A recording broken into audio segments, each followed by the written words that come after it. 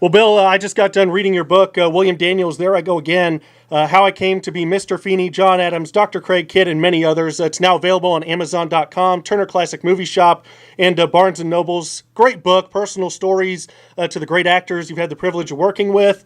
Just the people you've been able to meet I found fascinating. Can you tell us more about the book and what made you want to sit down and write this?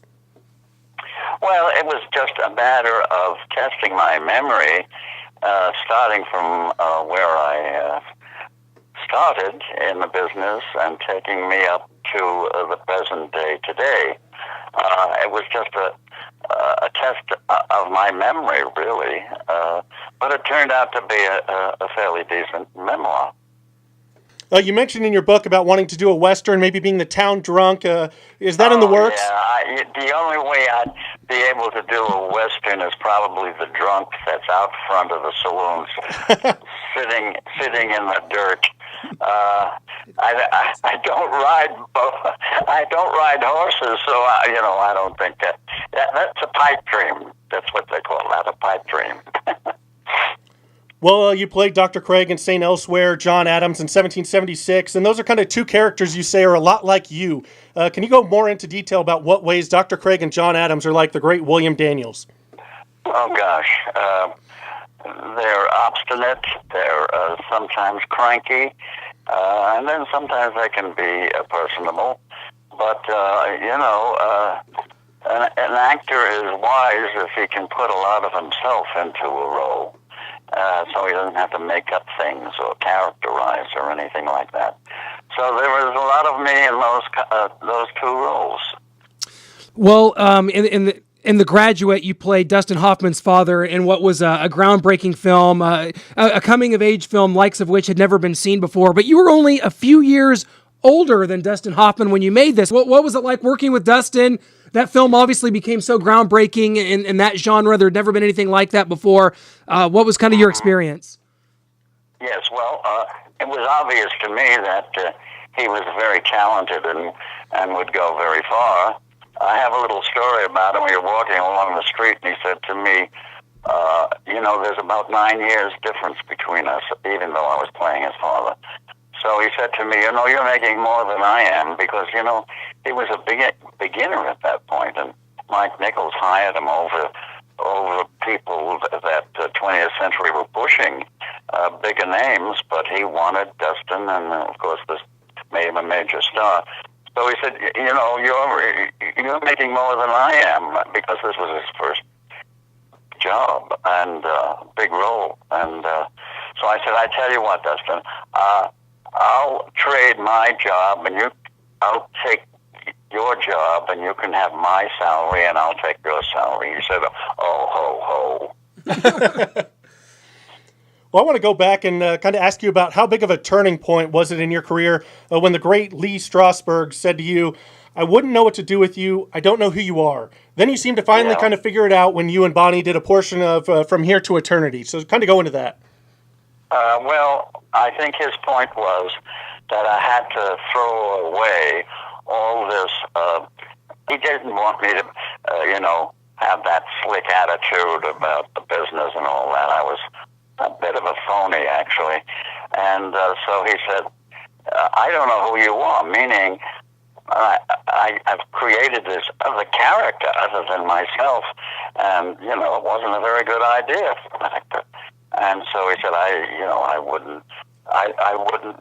don't know who you are, and I wouldn't know how to use you. So that was quite a criticism that really hit me and stayed with me, and led to me just dropping all that phony stuff that I was doing and trying to find myself to present on the stage in parts. In other words, when you get a part, there may be some things that are not like you, but what you really have to find is how a part resembles you, and that you can use to that part, and it will be very authentic. Well, you talk about some of that phony stuff. Did that stem any part of that from your childhood when you look back on that to kind of where your mother pushed you into performing? And how has that affected you throughout your life? It kind of reminds me of the Michael Jackson, Joe Jackson situation. Well, first of all, we were performing when we were very young, and you know, anytime an actor can get on a stage or anytime they can get up in a living room and perform, it's good for them to do it. So we got a very early start, my sister Jackie and I.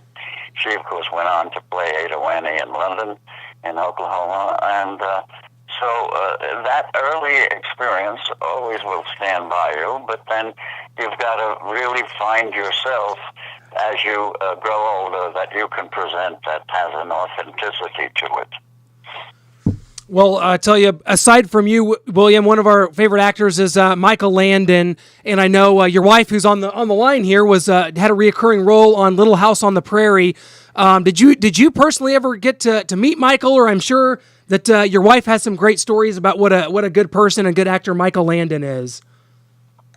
I don't think Bill ever met Michael. No, I didn't. I wouldn't intrude on her work or on her performances. They were all out in the country, you know. I stayed out of that. But of course, she was very happy doing it, and I thought she was very good in it. Well, Bill, something I found interesting in the book is you say you've always been a nervous performer. Your stomach muscles would kind of get knotted up before going on stage or on set. Well, that happens, I think, when you're performing on the stage, particularly. In film, you get a chance to do it over, and if you're in good terms with the director, you can say, "Could I try that again?" You know, and you could. But when you're on a stage, a legitimate stage, when you do something, that's it. And if it doesn't work, you're going to have to try to find something else. So was that a tough process for you, pushing through the nerves, not to just get through it, but put on a great performance? Well, if you do 8 a week, you got to kind of push yourself to do it. It's a hard job. I know in 1776 I was on the stage the whole show. I had 9 musical numbers, and I had to really be rested to get through it all, to do 8 a week. And I did it for how long, Bonnie? Over a year, right? 2 years. 2 years, yeah. Over 2 years. Yeah. That was 1776. Well, talking about 1776, the producer of that show, Jack Warner, took those from the play to star in the movie version, which is seldom done. How hard did the studios fight that because they wanted the big-name stars? Yeah, no, Jack Warner came to see the show, and he decided that he had made some mistakes previously. I forget the actresses that he used, and he should have used the one from Broadway. And I think he was thinking about that, so he decided to bring the whole cast of the New York production to, what was it, Warner Brothers or Paramount? Warner Brothers. Warner Brothers. And that's what he did. He brought the whole cast there. Including Peter Hunt, the director. Including Peter Hunt, the director, yes, exactly. So that was a pretty gutsy thing for Warner, but of course he ran the whole studio, so he could call the shots however he wanted them. Well, moving on, you said that you did a read-through of the first script of Boy Meets World and proceeded to quit the show before Michael Jacobs kind of told you he was in the middle of a rewrite, and to give him 24 hours, you came back, you liked the changes, you stayed on. Can you go through any of the specifics as to what was wrong with that first script and your character? No, I was a little nervous about doing it because of my name. Mr. Feeny sounded like they were going to make fun of this character. So I went to the producer and said, "Listen, I like the scripts, but I don't want to make fun of teachers. I think they're terribly important. I think they're totally underpaid." And he said, "No, Bill, and he told me the object of this was a mentor of his. He had that in mind when he wrote the part. So it was going to be a part that was treated with some respect." And he rewrote it. Yes, he did. Actually, he rewrote it from the first reading to when we did it. It was amazing that way. That was Michael Jacobs, the producer and writer of that first show, and several others of the shows. Well, so that's how we got through that. Absolutely. And of course, William Russ is someone who, you know, a very influential figure on the show, played Corey's dad, did such a good job. But Bill, he has stated before that he wouldn't have done the show if not for you. What was your relationship like with William Russ? Very good relationship. He's an easy guy to get along with. He was very good in that part. And I see him occasionally since then, too, because he lives not too far away from us in the valley. And so, Rusty is a good friend of mine. Well, Bill, going back, you were stationed at an armed forces radio service in Livorno, Italy. Was there any talk of Robin Williams doing another movie this time based on you called Good Morning, Livorno? That one movie, yes. No, he was a lot better than I was. Well, yeah, I was working for the Armed Forces Radio Service, and he was probably working for Paramount or someplace.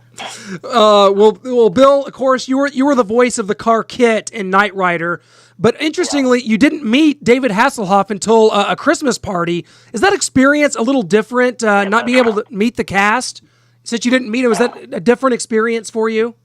Oh, of course. Yes, of course it was. I was doing St. Elsewhere at the time, and so they accommodated my schedule with St. Elsewhere, and I'd go in and knock off a show in about, 50 minutes maybe, having done several takes. What I would do, because he's on the road, and I'm supposed to be with him as the car, so I'm filming it,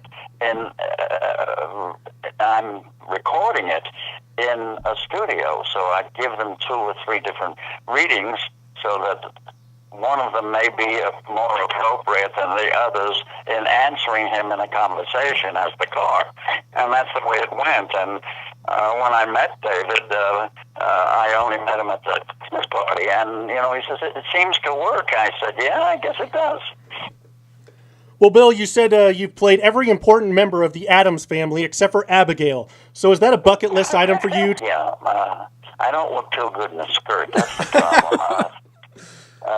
But yes, I have a corner on the Addams boys.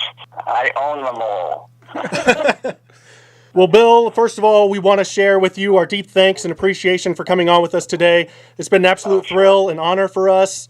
We know some fans have come up to you. They don't know your real name. William Goldman wanted to write a book about actors who never, quote-unquote, made it. Bill, we know your name. We know you made it. You've wowed millions with your acting, been married to the same woman for over 60 years, and we're giving you a long, proper bow that we know your wife, Bonnie, would be proud of.